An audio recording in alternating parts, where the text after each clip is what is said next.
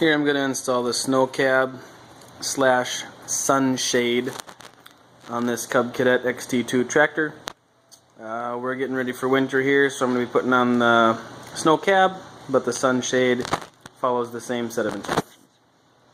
Took the cab out of the box. We have a bunch of pre-bent poles, bag of hardware, the canvas cab itself, and then the sunshade.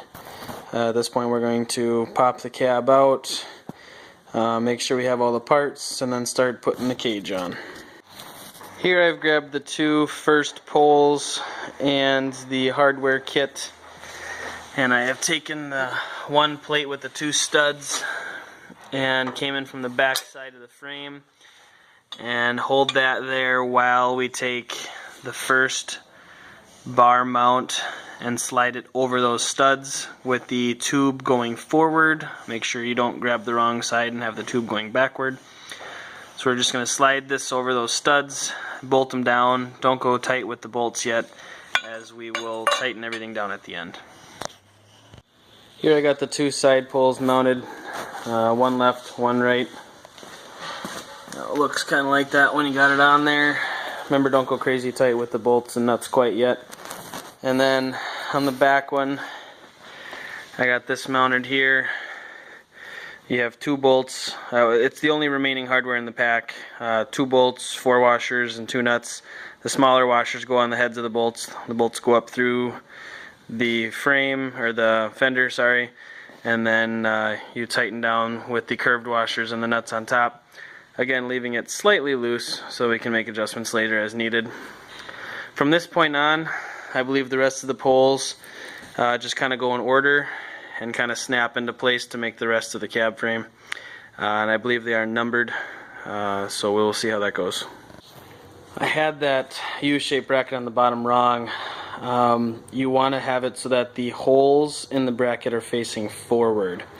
I think in my previous clip they were facing rearward, and then the other poles didn't want to go in correctly. So have them facing forward, and then you start by taking the numbered poles.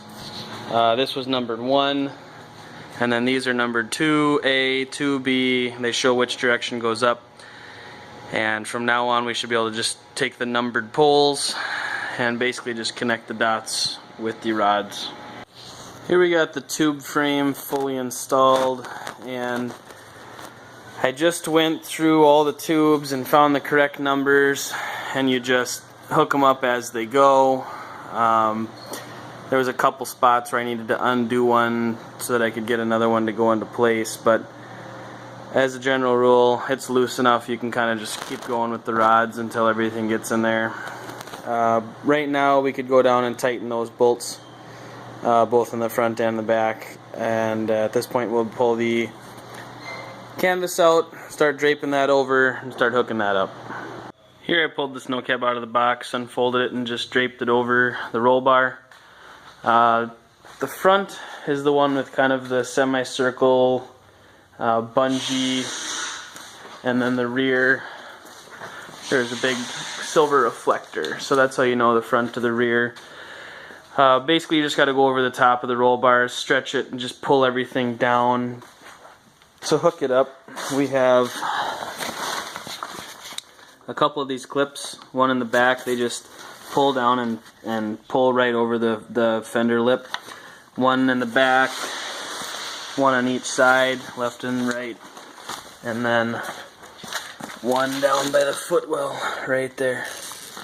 And then there's a bungee for trying to get this gap as small as possible. I'm thinking over time this is going to stretch, and that's going to pull down closer to the top of the hood.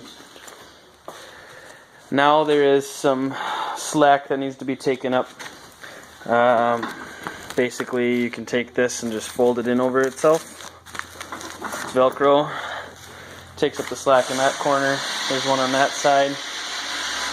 And then the door is just a zippered door. And there are some webbing straps that we need to hook together on the inside to also take up some slack and hold it to the roof bars. With any of these soft cabs, There's some pulling and stretching you need to do. I was able to get that gap pretty much closed just by pulling down all the way around. Still have a little more work to do here. These are actually little magnets, so I think if this was down, probably 1 or 2 more inches, it would work a little better. This one kind of just barely catches. This one doesn't quite catch the fender. That's just to help it from flopping. The straps in the cab are all right here. So they're just for giving kind of some tension, make everything taut on top. Also, they don't mention this in the instructions, but with these soft cabs, you can see how that's just a wrinkled mess. Leaving them out in the sun helps quite a bit. Get it as tight as you can and leave them out in the sun. Also, a hairdryer actually works really well for getting out all the wrinkles. You can get a really smooth, much clearer looking window by doing that. Obviously, anytime you're using heat, you need to be careful, because if you get too close or stay in one spot too long, you can actually start to melt it, and then you got more problems. But if you're careful, a hairdryer works really well. Kind of like how they use on shrink wrap. Like when they're shrink wrapping boats, they use heat and it pulls the plastic together. The way that this one is designed with the snowblower is the handle that changes the rotation of the chute and the angle of the dampener can actually slide through the cab right here. So that can actually go inside, and then you can zipper it closed, and that's kind of what this bubble is right there. It's just extra space so you can rotate the crank with your hand. The other side, however, you do have to unzip this portion to stick your arm out to run the lift and lower for the blower itself. I'll put the blower next to it so you can kind of see what I'm talking about. Here's the finished product. You can see how the adjuster bar can slide through that zipper right there, and then how the lift bar sits right outside the door, and you're able to use this zipper system basically to let your arm come out when you're in the cab to raise and lower the unit with that bar. And then when you're inside the cab, you have access to that bar right there for doing the rotation as well as the dampening. I have all the straps connected. With any canvas cab, it's going to need some adjusting as you go, so as you use it a couple times, you're probably going to need to tighten all the straps, pull down on it, and it'll eventually pull into place because they loosen up over time. So pretty easy install. The instructions had terrible pictures, so that's part of the reason I did this video.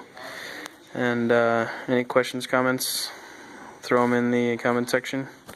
Feel free to subscribe. Thanks for watching.